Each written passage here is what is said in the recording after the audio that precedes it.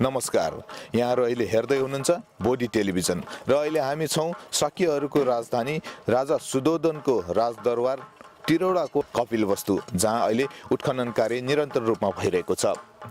नेपाल सरकार पुरातत्व विभाग, लुम्बिनी विकास कोष र बेलायत स्थित डुरह्याम विश्वविद्यालयले संयुक्त रूपमा अहिले यहाँ उत्खनन कार्य गरिरहेको छ, जसको हामी स्थलगत रिपोर्टिङ मार्फत यहाँहरूलाई जानकारी गराइरहेका छौँ।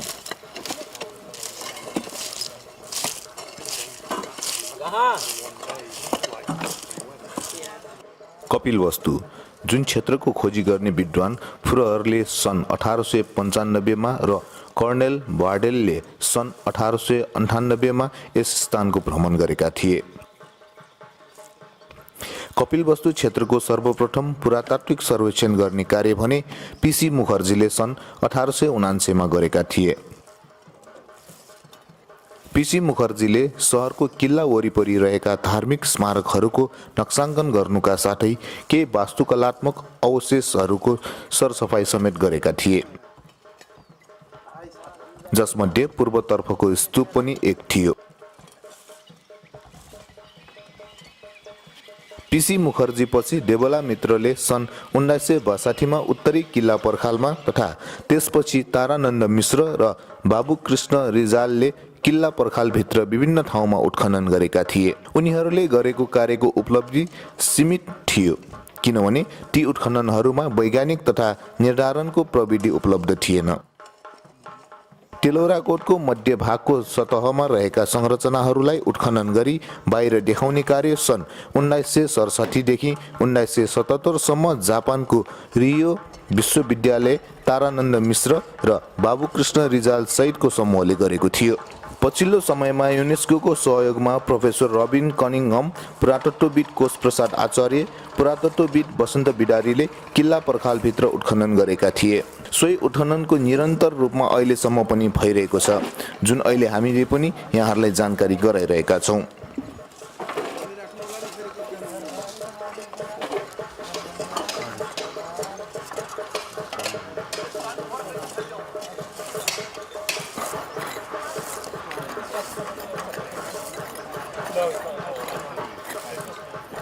नेपाल सरकार पुरातत्व विभाग, लुम्बिनी विकास कोष र बेलायत स्थित डुरह्याम विश्वविद्यालयको संयुक्त रूपमा भइरहेको उत्खननको क्रममा प्रारम्भिक कार्य अन्तर्गत क्षेत्र निर्धारण गरी खन्ने काम सुरु भएको छ, जुन तपाईहरूले दृश्यमा देखिरहनु भएको छ।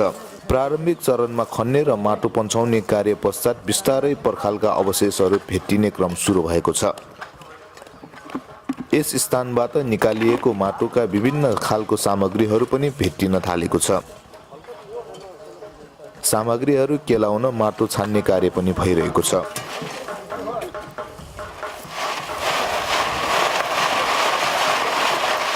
चिनिया यात्रीहरूले शुद्धोधन राजाको दरबार यसै स्थानमा रहेको वर्णन गरे पश्चात भारतीय पुरातत्वविद पीसी मुखर्जीले आजको तिलौराकोट नै बुद्धकालीन शुद्धोधन राजाको दरबार भएको पत्ता लगाए। त्यसपछि निरन्तर रूपमा यस क्षेत्रमा अत्याधुनिक यन्त्रको प्रयोग गरी प्रमाणहरू पत्ता लगाउँदै उत्खननका प्रतिवेदनहरू बाहिर ल्याइरहेको छ। तिलौराकोटमा अवस्थित राजा शुद्धोधनको राजदरबार कपिलवस्तुमा अहिले उत्खनन कार्य भइरहेको छ। यस उत्खनन कार्यको लागि नेपाल सरकार पुरातत्व विभागबाट प्रमुख पुरातत्व अधिकृत रामबहादुर कुँवरजी अहिले यहाँ कार्यरत हुनुहुन्छ। उहाँ आर्कियोलोजी डिपार्टका प्रमुख पनि हुनुहुन्छ। उहाँसँग आज हामीले यस स्थलमा उत्खनन भइरहेको विषयमा थप जानकारी लिन गइरहेका छौँ। स्वागत छ यहाँलाई। धन्यवाद। यो अहिले जुन उत्खनन कार्य भइरहेको छ, यो उत्खननको विषयमा अलिकति जानकारी गराइदिनुहोस् न।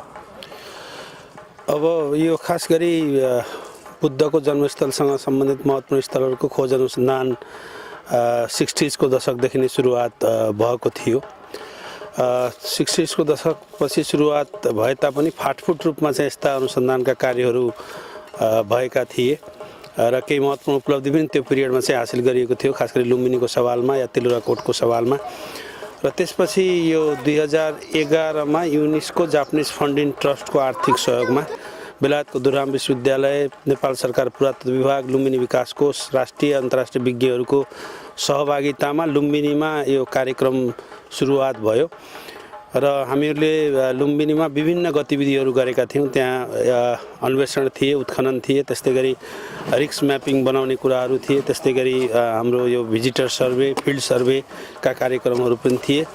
3 वर्षको उत्खनन खास गरी अन्वेषण र अनुसन्धानमा हामीहरूले लुम्बिनीमा महत्त्वपूर्ण उपलब्धिहरू हासिल गरेका थियौँ र जसमा मायादेवी मन्दिरको डेट जुन पहिलेको डेट थियो चाहिँ 3rd सेन्चुरी BC भन्दा उता लान नसकिने भन्ने जुन थियो, खास गरी बुद्धकै जीवनकालदेखि मायादेवी मन्दिर क्षेत्र महत्त्वपूर्ण रहेको र धार्मिक स्थलको रूपमा विकास हुन थालेका सङ्केतहरू त्यो अनुसन्धानले गर्यो र मायादेवी मन्दिरको डेट भनौँ अलि पुरानो धकेलियो भने अर्कोतिर लुम्बिनी गाउँ जुन थियो माउन्टको रूपमा या चाहिँ भिलेजको रूपमा थियो, त्यहाँ अनुसन्धान गर्दा लुम्बिनी क्षेत्रमा बुद्धको जन्मभन्दा पहिले नै त्यहाँ चाहिँ अब चाहिँ मानिसहरूको बसोबास भएको जानकारी प्राप्त भयो र त्यहाँबाट खास गरी 13औं शताब्दी ई पूर्वको डेटा आयो र साथसाथै एकातिर हामीहरूले महत्त्वपूर्ण त्यहाँको क्रोनोलोजी खास गरी प्राप्त गऱ्यौँ भने अर्कोतिर लुम्बिनीको समग्र अर्थात् त्यहाँ भएको पुरातात्विक महत्त्वका स्थलहरूलाई संरक्षण गर्नको लागि एउटा रिस्क म्याप पनि तयार गरियो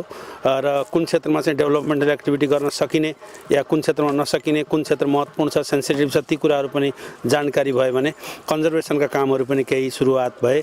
तसर्थ 3 वर्षको त्यो अनुभवबाट हामीहरूले पुनः दोस्रो फेज अर्थात् जापानिज फन्डिङ ट्रस्ट को आर्थिक सहयोगमा पुनः दोस्रो फेजमा 2014 देखि हामीले तिलौराकोटमा काम सुरुवात गऱ्यौँ र समग्र रूपमा 3 वर्ष जुन हामीले काम गऱ्यौँ 15, 16, 17 को अवधिमा तिलौराकोट नै प्राचीन कपिलवस्तु राज्यको राजधानी सहर हो भन्ने तथ्य पनि यसमा धेरै प्रमाणहरू आइसकेका छन् र खास गरी यो पिरियडमा 3 वर्षको पिरियडमा हामीहरूले तिलौराकोट मात्रै अनुसन्धान गरेनौँ, तिलौराकोटको सीमावर्ती क्षेत्रमा रहेका नजिक रहेका क्षेत्रहरूमा पनि अध्ययन अनुसन्धानका कामहरू गरेका थियौँ र विशेष गरी यहाँको महत्त्वपूर्ण उपलब्धि थियो जियोफिजिक्स सर्वे, जसलाई हामीले चाहिँ भूभौतिक सर्वेक्षण भन्छौँ।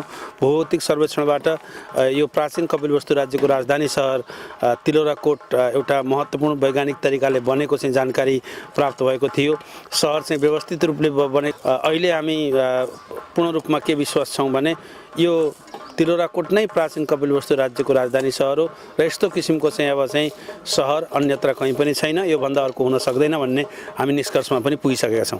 यो जुन आज अहिले भइरहेको चाहिँ उत्खनन छ, यो उत्खनन चाहिँ यसैको चाहिँ परिवेशमा रहेर गरिरहेको उत्खनन हो, कस्तो छ? यो चाहिँ यसैको परिवेशमा हो, किनभने हामीहरूले गत वर्षको आइएससी मिटिङ हुन्थ्यो, हामीहरूले मिटिङमा मिटिङमा गर्ने क्रममा पुनः चाहिँ जापानिज फन्डिङ ट्रस्टलाई कन्टिन्यू गर्नको लागि आग्रह गरेका थियौँ। उनले जापानिज फन्डिङ ट्रस्टले पनि त्यो हाम्रो आग्रहलाई स्वीकार गरिसकेको अवस्था र तर अहिले बेलामा सम्झौता नहुन सकेको हुनाले यो पिरियडमा चाहिँ रिसर्चको कन्टिन्युएसन नरोकियोस् भनेर यो वर्ष चाहिँ मिस्टर कासाई को चाहिँ आर्थिक सहयोगमा हामीहरूले जुन योजना बनाएका छौँ त्यो योजना अनुसारको चाहिँ अहिले पनि अनुसन्धानको कार्य अगाडि बढाइरहेका छौँ र आगामी दिनमा केही वर्ष 3-4 वर्ष चाहिँ अनुसन्धानका कार्यहरू निरन्तर रूपमा चलिरहन्छन्। अब अहिले भइरहेको चाहिँ उत्खननको समय अवधि चाहिँ कति लाग्ने?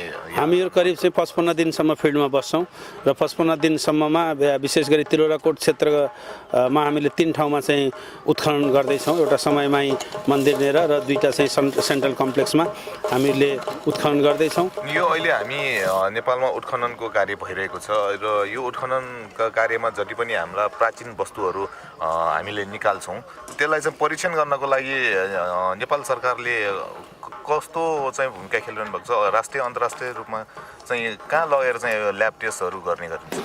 होइन, बेसिकली हामीहरूले खास गरी उत्खननबाट प्राप्त भएका जुन महत्त्वपूर्ण पुरातात्विक वस्तुहरू छन् तिनीहरूको चाहिँ परीक्षण गर्नुपर्ने अवस्था रहँदैन र त्यस्ता चाहिँ महत्त्वपूर्ण पुरातात्विक वस्तुहरू यहीँ तिलौराकोट सङ्ग्रहालयमा सुरक्षित साथ राखिएको छ र केही समयमा हामीहरूले सङ्ग्रहालय पनि ठुलो सङ्ग्रहालय बनाइसकेका छौँ, बिल्डिङ बनाइसकेका छौँ।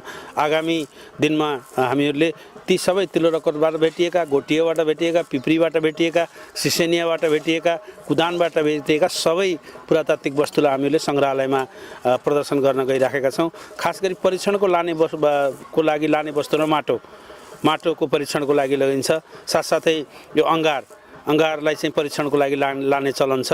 अरू चाहिँ पुरातात्विक वस्तुहरू परीक्षणको लागि लान मिल्दैन र नेपालको जुन कानुनले पनि पुरातात्विक वस्तुहरू चाहिँ अब चाहिँ विदेश लानलाई चाहिँ एलाउ गरेको छैन। लानै पर्नेमा विशेष परिस्थितिमा चाहिँ विभागीय निर्णय अनुसार हामी लाने गर्छौँ। त्यसको जानकारी सबैलाई गराइन्छ।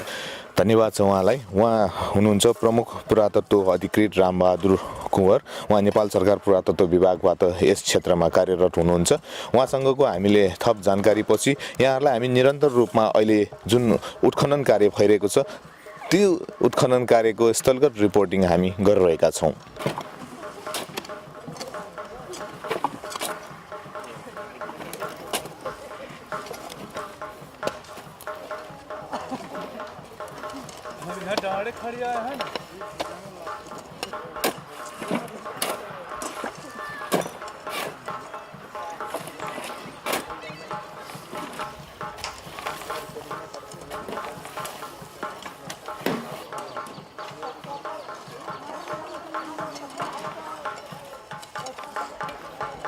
पुरातत्व विभागका प्रमुख पुरातत्व अधिकृत रामबहादुर कुँवरज्यूको भनाइअनुसार युनेस्को मार्फत पहिलो फेजमा लुम्बिनीको कार्य सम्पन्न गरे पश्चात दोस्रो फेजमा कपिलवस्तुमा सम्पन्न गरेको यो उत्खनन पश्चात अहिले तेस्रो फेजको लागि गृह कार्य भइरहेको अवस्थामा मी कासाईको आर्थिक व्यवस्थापनमा डुर्याम विश्वविद्यालय त्यस्तै गरेर पुरातत्व विभाग र लुम्बिनी विकास कोषले संयुक्त रूपमा यो स्थानमा अहिले उत्खनन कार्य गरिरहेको छ र यो उत्खनन कार्यलाई र जति पनि यहाँ भएका उत्खनन कार्यहरूमा सूक्ष्म रूपमा हेरिरहनुभएका अध्ययन गरिरहनुभएका व्यक्ति हुनुहुन्छ पुरातत्वविद कोष प्रसाद आचार्य। उहाँ अहिले हामीसँग हुनुहुन्छ। उहाँसँग यस विषयमा थप जानकारी लिन चाहन्छौँ। स्वागत छ यहाँलाई। धन्यवाद। यो उत्खनन कार्यलाई तपाईँले एकदम गहिरो र सूक्ष्म तरिकाले अध्ययन गरिरहनु भएको छ, निहालिराख्नु भएको छ। के छ तपाईँले के पाउनु भएको छ अहिलेसम्म? अघि यहाँले परिचयको सन्दर्भमा अलिकति कुरा रामबहादुर कुँवरजीले भन्नुभएको कुरा जोड्नुभयो। हामीले 2011, 12 र 13मा जापान सरकारको जापानिज फन्ड्स इन ट्रस्टको आर्थिक सहयोग जुन युनेस्को मार्फत आएको थियो 3 वर्ष अत्यन्त सकारात्मक ढङ्गले उपलब्धिमूलक उत्खनन अन्वेषण अनुसन्धान गरेका थियौँ। त्यसैको फलोअपको रूपमा दोस्रो फेज हामीले कपिलवस्तुमा 2014, 2015, 2016, 2017मा 4 वर्ष हामीले जापान सरकारकै जेफिट को आर्थिक सहयोग र युनेस्को संयोजनमा गरेका थियौँ। अब तेस्रो फेज पनि आउने क्रम त भइरहेको छ, तर अलिकति त्यसको प्राविधिक पक्षहरू त्यसलाई ब्युरोक्रेटिक जुन डिसिजनको प्रोसेसमा अलिक समय लागेको कारणले यो 1 वर्ष 2018को फिल्ड सिजनमा युनेस्को मार्फत जुन जेफिटको पैसा आउनेवाला थियो त्यसलाई समय लाग्दैछ। र यो बिचमा मिस्टर कासाई जो चाहिँ लुम्बिनी कासाई होटलको मालिक पनि हुनुहुन्छ, उहाँले आर्थिक सहयोग गर्नुभयो र त्यो सहयोग लिएर हामीले अहिले यो वर्षको पनि काम निरन्तर गरिरहेका छौँ र हाम्रो अपेक्षा के छ भने आगामी वर्षहरूमा फेरि यो युनेस्को मार्फत आउने जापान फन्ड्स इन ट्रस्टको सहयोग चाहिँ भइ नै रहन्छ। यसको भयो आर्थिक स्रोतको सम्बन्धमा, यो सम्बन्धमा पुरातत्व विभागले पनि आर्थिक लगानी चाहिँ गरिरहेको छ र आफ्नो टिम पनि पठाइराखेको छ। त अहिलेसम्म हामीले गरेको कामको सन्दर्भमा कुरो गर्नुपर्दाखेरि यो प्राचीन कपिलवस्तु जसलाई अहिले तिलौराकोट भनेर चिनिन्छ, यो चाहिँ शाक्यहरूको राजधानी हुने गर्दथ्यो, जहाँ बुद्धका पिता शुद्धोधनको दरबार थियो, जो हामी सबैलाई जानकारी भएको कुरो हो। र यो ठाउँका विवरणहरू विभिन्न स्रोतहरूबाट पाइन्छ र धेरै चर्चा चाहिँ 5औं शताब्दी र 7औं शताब्दीमा आएका चिनिया यात्रीहरूले यसको बारेमा अलिकति विवरणहरू दिएका छन्। अब त्यसलाई ठ्याक्कै रोकेर अब फेरि हामीले गरेको कामलाई कुरो गर्दाखेरि हामीले यो ठाउँमा मल्टिडिसिप्लिनरी बहुविधागत रूपमा हामीले यहाँ काम गरिरहेका छौँ। यहाँ धेरै प्रकारको रिसर्च मेथोडोलोजी हामीले प्रयोग गरेका छौँ। त्यसमा एउटा महत्त्वपूर्ण यहाँ सम्झिन योग्य के छ भने हामी जियोफिजिक्स भूभौतिक सर्वेक्षण यहाँ गराएका छौँ र अहिले बडा गर्वका साथ हामी के भन्न सक्छौँ भने तिलौराकोटको जुन यो फेन्सिङभित्रको क्षेत्र छ, किल्ला पर्खाल भित्रको जुन क्षेत्र छ अथवा पहिलाको राजधानीको जुन सिटाडेल हो, त्यसभित्रको चाहिँ हामीले पुरै नक्सा जियोफिजिक्सबाट तयार गरिसकेका छौँ। त्यस्तै कि बाहिरी भागको पनि गरिरहेको छौँ, तर अहिले म यो भित्रको मात्रै कुरो गरिरहेको हुनाले त्यसको बारे म कुरो गर्न चाहन्छु। र त्यो नक्साले के देखाएको छ भने यहाँ उत्तर दक्षिण र पूर्व पश्चिम जाने बाटाहरू सहरभित्र एकभन्दा बढी बाटाहरू ठाउँ ठाउँमा यस्ता बाटाहरू छन्। र त्यो बाटाको दायाँ बायाँ घरहरू छन्। ती घरहरू चाहिँ ठाउँअनुसार विभिन्न प्रकृतिका छन्। कुनै व्यापारिक उद्देश्यले बनेका पसल छन् भने कुनै आवासीय घरहरू छन्। र सहरको केन्द्रीय भागमा महत्त्वपूर्ण भवनहरू छन् भने बाहिरी भागमा चाहिँ अलिकति कम के भने मोडेस्ट घरहरू जो चाहिँ अलिक गरिब तबकाको मानिसहरू बस्ने खालको त्यस खालको पनि विभिन्न रूपका घरहरू भेटिएका छन्। त्यसमध्ये यो किल्ला पर्खालभित्रको करिब 20 को ठाउँमा 100 मिटर लम्बाइ र 100 मिटर चौडाइको अर्को एउटा महत्त्वपूर्ण संरचनाको समूह हामीले फेला पारेका छौँ जियोफिजिक्सबाट। त्यसलाई हामीले सेन्ट्रल प्यालेसियल कम्प्लेक्स भनेर पहिचान गरेका छौँ। अनि त्यसको कम्पाउन्ड वाल छ। त्यो कम्पाउन्ड वालमा पनि चारैतिरबाट प्रवेश गर्ने ठाउँहरू बनाइएको छ। र सहरमा गइरहेको जुन मूल बाटो छ, ठुलो बाटो, त्यो चाहिँ त्यसको क्रस रोड पनि यसैको बिचमा पर्छ। र पूर्व र पश्चिममा जुन यो भित्री प्यालेसियल सेन्ट्रल प्यालेसियल कम्प्लेक्सको पूर्व र पश्चिमका ढोकाहरूलाई जोड्ने बाटो छ, त्यो चाहिँ त्यो कम्पाउन्डभन्दा बाहिर गएर किल्ला पर्खालको किनारसम्म त्यो बाटोहरू पुगेको छ। र किनारमा भएका जुन प्रवेशद्वारहरू छन् त्यहाँ जोडिने जान्छ। त्यसरी नै उत्तर र दक्षिणतिर पनि यसरी नै बाटो गएका छन्, मूल बाटो र शाखा बाटोहरू त्यसरी गएका छन्। त्यसमध्येको उत्तरपट्टिको जुन बाटो थियो त्यसलाई हामीले 2015मा त्यो बाटो अनि भित्र पस्ने प्रवेशद्वार अनि त्यसको चाहिँ जुन सेक्युरिटीको लागि गार्ड टावरहरू बन्छ त्यो र ढोकाकोले बनाएको जुन मार्कहरू हुन्छ त्यो सबै चिजहरू हामीले 2015मा फेला पारेका थियौँ। र गएको साल पनि हामीले यसको पूर्वी हिस्सामा काम गऱ्यौँ भने यो साल चाहिँ हामी यो पश्चिमी के अरे पूर्वी द्वार र दक्षिणी द्वार यो सेन्ट्रल वाल कम्प्लेक्सको यो दुईटा द्वार भएको ठाउँहरूको उत्खनन चाहिँ अहिले सुरु गरिरहेछौँ। अहिले हाम्रो प्रारम्भिक अवस्था भएको हुनाले धेरै डिटेलहरू त अहिले पाइने देखिने बेला भइसकेको छैन। हामी जसो जसो काम गर्दै जान्छौँ यसलाई उजागर गर्दै जान्छौँ र पछि यसका फिचरहरू यसका भवनहरू कस्ता रूपका थिए के थिए भन्ने कुरोहरू हामी देखाउने स्थितिमा हुनेछौँ। र यो दुईटा ठाउँको साथसाथै यति बेला हामी यो समयमय मन्दिरको छेउमा पनि एउटा हामीले उत्खनन गरिरहेछौँ। पहिला पनि उत्खनन गरिसकेका थियौँ र त्यो भागमा विस्तारित रूपमा उत्खनन गर्न गइरहेका छौँ। त्यसको कारण चाहिँ त्यो ठाउँ छान्नको पछाडिको कारण चाहिँ के हो भने त्यहाँ चाहिँ सबैभन्दा लामो सिक्वेन्स 8औं शताब्दी ईसा पूर्वको बसोबासदेखि लिएर 5औं शताब्दी ईस्वी सम्मको निर्माणका चाहिँ अवशेषहरू हामीले त्यहाँ पाएका छौँ र सबभन्दा लामो सिक्वेन्स यो ठाउँको त्यहाँबाट भेटिएको छ। त्यसले गर्दाखेरि त्यो महत्त्वपूर्ण भएको हुनाले यहाँ आउने तीर्थयात्री र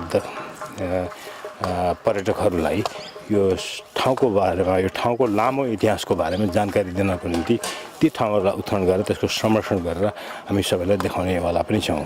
र यति भन्दाखेरि मैले के कुरोलाई पनि जोड्नुपर्छ भने सामान्यतः उत्खनन गऱ्यो पुरेर हिँड्ने त्यस्ता कामहरू हुने गर्थे विगतमा, तर स्थानीयको पनि डिमान्ड र हाम्रो आफ्नै पनि चाहना के हो भने हामीले उत्खनन गरेर जे कुरो देखाउने बुझेका छौँ त्यसलाई यहाँ आउने यात्रु पर्यटक तीर्थयात्री सबैले विद्यार्थी अनुसन्धाता सबै खालका मानिसले चाहिँ यसलाई पछि पनि देखिरहन सकुन् भनेर हामी जसो जसो उत्खनन गर्दै जान्छौँ हाम्रो रिसर्च पुरा भइसकेपछि त्यसलाई संरक्षण गर्ने काम पनि गर्दै जान्छौँ ताकि पछि आउनेहरूले यसलाई देख्न पाउन्। होइन नत्र भने अहिले के देखिन्छ भने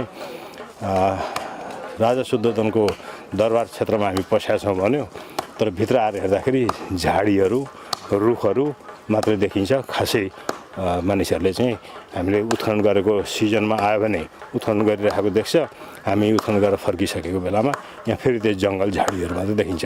अब त्यस्तो देख्न नपरोस्, वास्तवमा यहाँ के थियो, यसको हाम्रो धरोहर कस्तो थियो, हाम्रो गौरवको इतिहास के थियो भन्ने कुरो मानिसले बुझुन् अनुभूत गर्न सकुन् भनेर हामी त्यो गरिरहेका छौँ। र यसको साथसाथै अर्को के पनि हामी गरिरहेका छौँ भने यो पहिला जसरी यसको बाटोहरू बनाएर सिटी प्लानिङ गरिएको थियो त्यो सिटी प्लानिङ गर्दाखेरिको जुन बाटोहरू जुन जुन एलाइनमेन्टमा थियो अहिलेका यो ठाउँलाई भ्रमण गर्न आउनेहरूले पनि त्यही बाटो प्रयोग गर्न सकुन् भनेर त्यही एलाइनमेन्टमा हामी चाहिँ वाकवेहरू बनाइरहेका छौँ र यो वाकवे बनाउँदाखेरि पनि के कुरोमा ध्यान पुर्याइएको छ भने त्यो यहाँ आउने मानिसहरूले कुल्चिएर यो ठाउँ नबिग्रियोस् भनेर त्यहाँ चाहिँ वाकवे अलिकति माथि उठाएर काठबाट हामीले बनाएको जुन तपाईँहरूले टिभीले पनि कभर गरिसकेको होला त्यसरी हामीले निर्माण गरिरहेका छौँ जुन चाहिँ नन इन्ट्रुसिभ पनि छ जुन रिभर्सिबल पनि छ पछि अनुसन्धानको कारणले अथवा प्लानिङको अर्को एउटा कन्सेप्ट आउँदाखेरि त्यसलाई हटाउनु पऱ्यो भने पनि सजिलोसँग हटाउनु मिल्ने र राख्दाखेरि पनि त्यसले सब सोइल आर्कियोलोजीलाई नबिगारोस् यो कुरोलाई पनि हामीले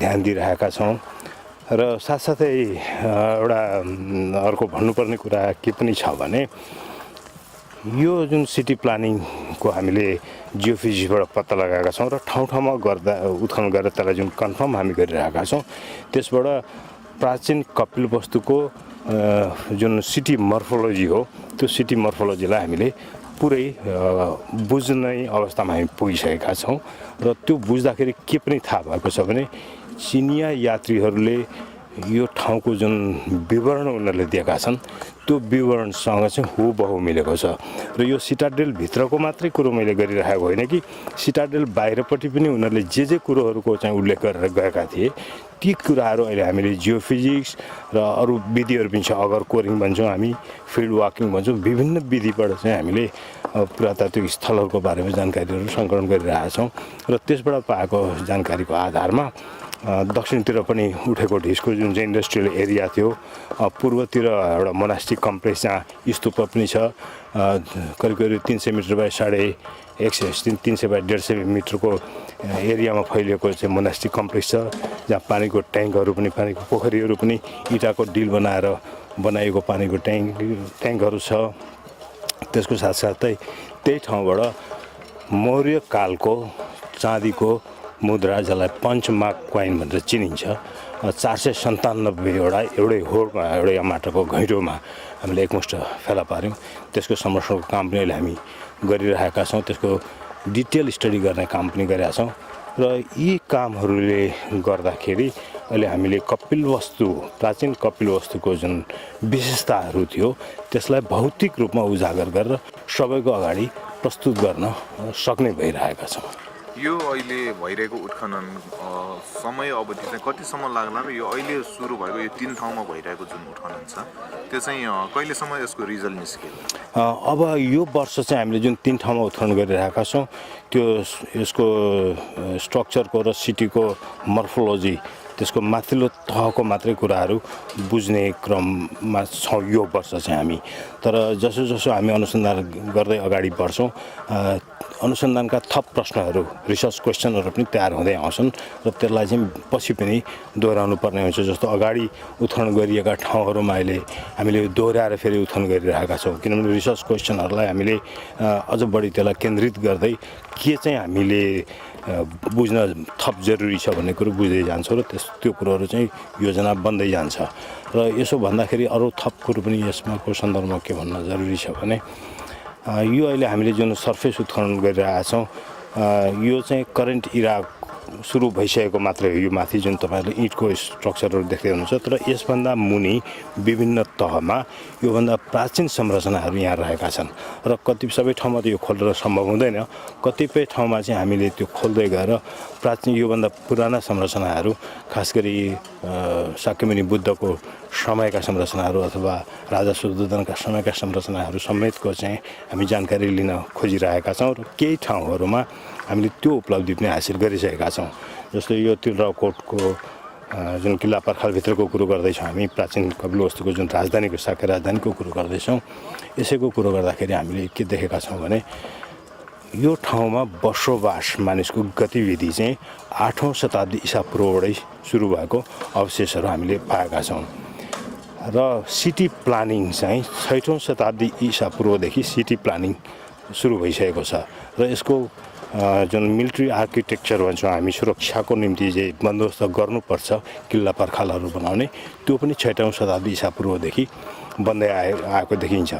र अहिलेसम्मको हाम्रो रिसर्चबाट 3रो शताब्दी ईसापूर्वतिर एउटा 30 मिटर बाई 30 मिटर साइजको चाहिँ पोखरी जुन चाहिँ सहरको केन्द्रीय भागमा बनेको ती कुराहरू हामीले फेला पारिसकेका छौँ अनि के देखिन्छ भने त्यति बेला उपलब्ध भएको निर्माण सामग्री र प्रविधि जे छ त्यसैको आधारमा तत्त समयमा बन्दै जाने हो त्यसैले 8औं शताब्दी ईसापूर्व या 6औं शताब्दी ईसापूर्वको जुन हामी कुरो गरिरहेका छौँ त्यति बेला इँटको प्रयोग हुँदैन थियो त्यो माटो काठ बाँस खर आदिबाट चाहिँ निर्माण सामग्री हुन्थ्यो र त्यो छिटै नै नष्ट भएर जाने हुन्थ्यो तर त्यो नष्ट भएर जाने भए पनि पुरातत्वका यस्ता विधिहरू विकसित भइसकेका छन् जसबाट चाहिँ हामी त्यति बेलाको यी सबै कुरोहरूको पत्ता लगाउन सक्छौँ पोस्ट होल भन्छौँ हामी जहाँ खाँबो गाडेर बनाएको प्वाल त्यो अहिले टालिएको हुन्छ अथवा त्यो खाँबोहरू सडेर गइसकेको हुन्छ या हावा लागेर नष्ट भएको हुन्छ तर त्यसको अवशेष त्यहाँ रहेको हुन्छ र त्यसलाई हामी चाहिँ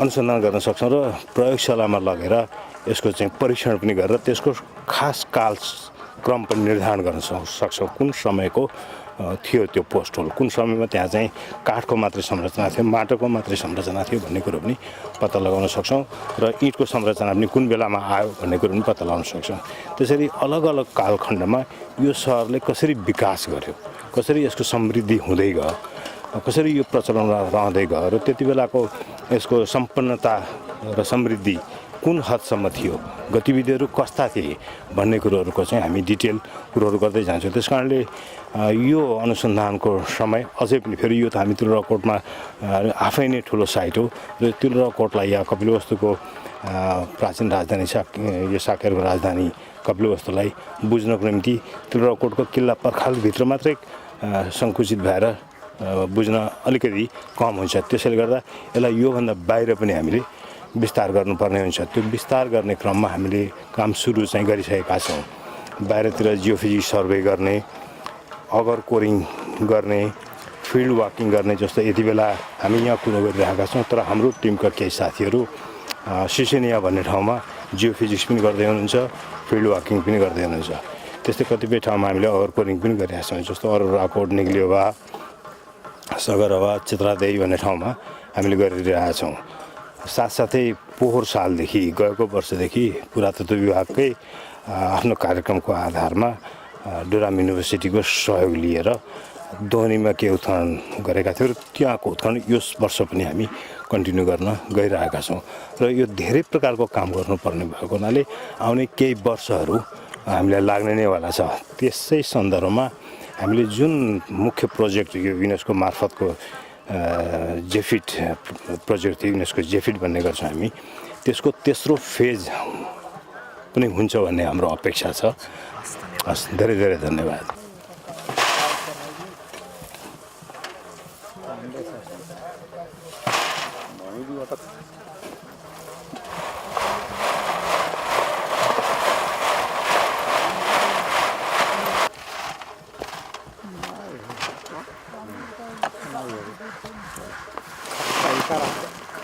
We've been working here for the last 4 years, and the aim of the project is to understand more about the ancient city. At the moment, much of the archaeology of the city, the buildings of the city, are below the surface. So we're using archaeology, we're using scientific techniques to understand more about the history of the site, but also more about how the city is laid out. Because the city was first discovered in the 1890s, and at that time they had an idea that it was fortified, but inside the city walls there was very, very little understood. Okay. Now, what is the relation between a palace and a city? Are you talking about palace or a whole city? Yes, at the moment what we're talking about is the whole of the city. As it was first understood, people knew that there was a wall around the city, and it measures something like 350 meters by 150 meters, and it's a high mound. Now, as you can see all around us is just grass and trees. So 2 years ago we we did a geophysical survey here. Now, we use a magnetometer, and a magnetometer records the degree of magnetic charge within the soil. Now, if you take a brick, which is clay, you put it into a kiln and you heat it, its magnetic field changes, it becomes much stronger. So if you have a line of very strong high magnetic field that you record, you know there is a brick wall there. So 2 years ago, we did a survey of the whole of the city, and this is the plot of the city. So what you can see immediately is you can see a series of black lines. Black lines are walls. You can also see a series of white lines, and these are streets. What this tells you is that the whole of ancient Tilaurakot was actually mapped out and planned as a grid plan city. This planning is quite exceptional. What is interesting is the plan is very similar to the planning treatises you have for Arthasastra Manasara. So it suggests that the city has a very, very clear grid plan.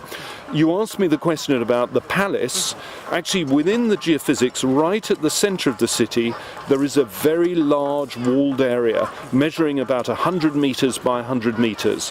This stands at the crossroads of the whole of the city. So we are calling this a palatial area. So this is a walled palatial compound. This previously was unknown, so this is the first time at Tilaurakot we've actually managed to discover this feature. So we have the walled city, and right at the center of the city is the walled palatial complex. You mean to say that is the real palace of King Suddhoddhana? Are you convinced? Or? Now, that's an interesting question. This is the plan, and you can see you've got the palace at the middle. Now, when Tilaurakot was first excavated, first discovered by P.C. Mukherjee from the Archaeological Survey of India, he was absolutely clear from looking at his plan that there was no other city plan like this. So this is P.C. Mukherjee's plan. You can see he picked up the fortifications, he picked up stupas at all of the four corners. Now, looking at the topography and his record of the city, he compared it with the record taken by the Chinese pilgrims, Fa Sen and Wanzang. And they describe a palace at the center, a city wall, and stupas at all four corners. So actually the topography described by the Chinese pilgrims Fa Sen and Wanzang seems incredibly similar, the same as here. P.C. Mukherjee in 1899 was quite clear. There is no other city, he believed, that so resembles the descriptions of Kapilvastu as Tilaurakot. Our view is, why should we question P.C. Mukherjee's original findings? Because at that time, this is when Sarnath, Bodh Gaya was found, all of the key Buddhist sites were found. So his methodology was one that everyone used. Now, with the geophysics, we find even more similarity, because we even find the palace, the palatial compound in the middle. So from our perspective, actually, we have a very clear one-to-one relationship between the descriptions from the Chinese pilgrims and also what we see around here. Now, there is one word of warning that I must give. The brick buildings are later buildings. So when you see brick in the buildings here and this palatial compound, this actually dates to the date of the Kushana period. So this dates to 1st century, 2nd century, 3rd century AD.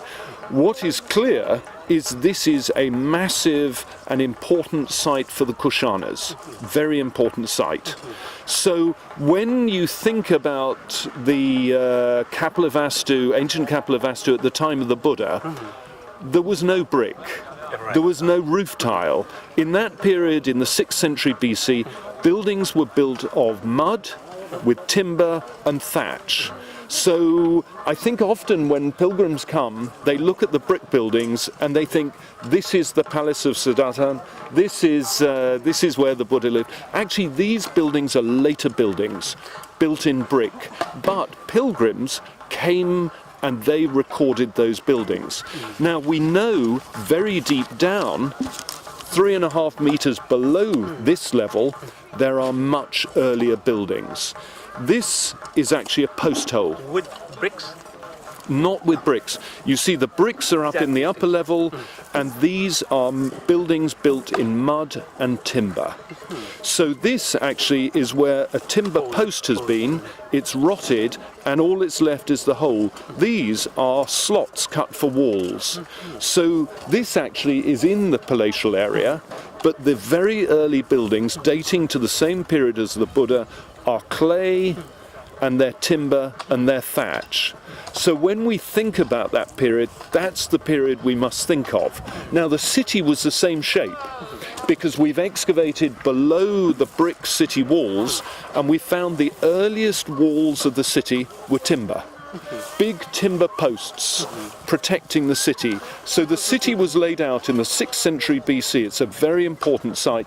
And also we know from an excavation near Sai Mai Temple, the earliest occupation in this area is 8th century BC. Very early settlement that later is established as a major city.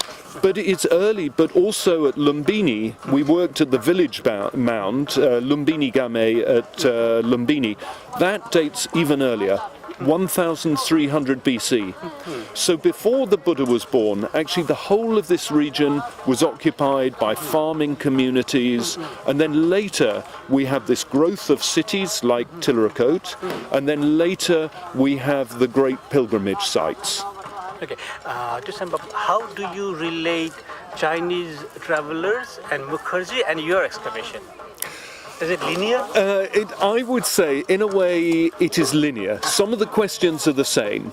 Some elements, all of us realize that archaeology cannot answer everything. Yeah. And what people have in their hearts is something that is far more powerful than archaeology, always, always.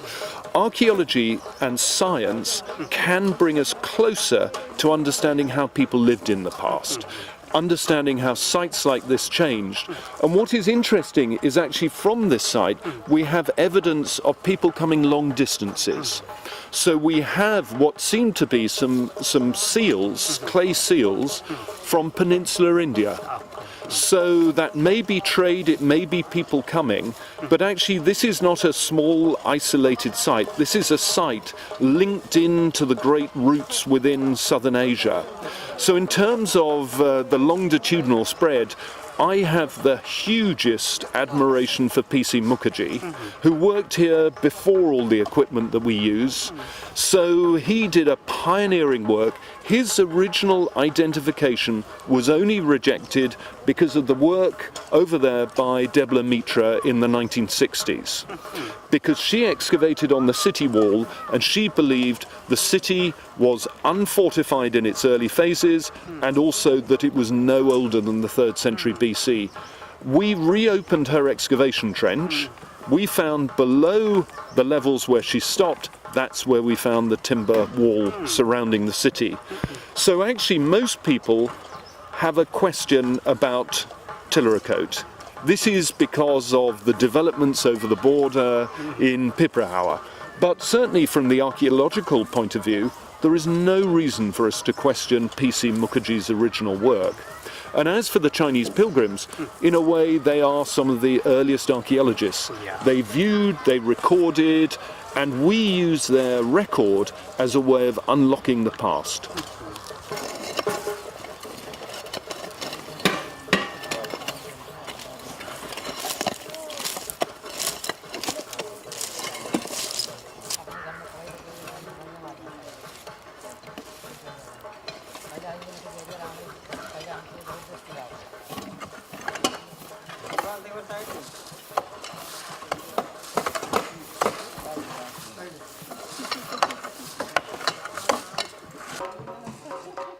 कासाईको आर्थिक व्यवस्थापनमा यस क्षेत्रमा भइरहेको उत्खननको प्रारम्भिक चरणको जानकारीसँगै 2 महिनासम्म चल्ने उत्खननको पूर्ण जानकारी हामी निरन्तर रूपमा दिइरहनेछौँ।